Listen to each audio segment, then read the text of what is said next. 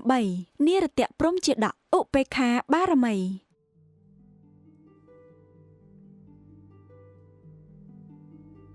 អាវាតរបស់ព្រះពោធិសត្វនិរតៈព្រំ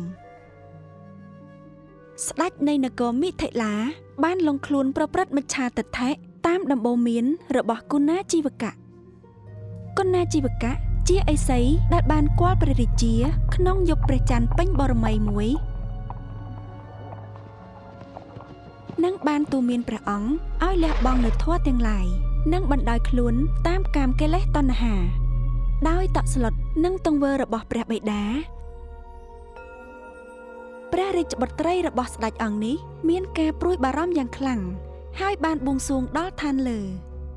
ជាការឆ្លើយតបព្រះនិរតៈព្រំបានចាក់ចេញពីឋានព្រំហើយនិមិត្តជាឥសីមកឋានមនុស្សនិងបានសម្ដែងធម៌ទេសនាណែនាំដល់ព្រះរាជាដោយពន្យល់ថា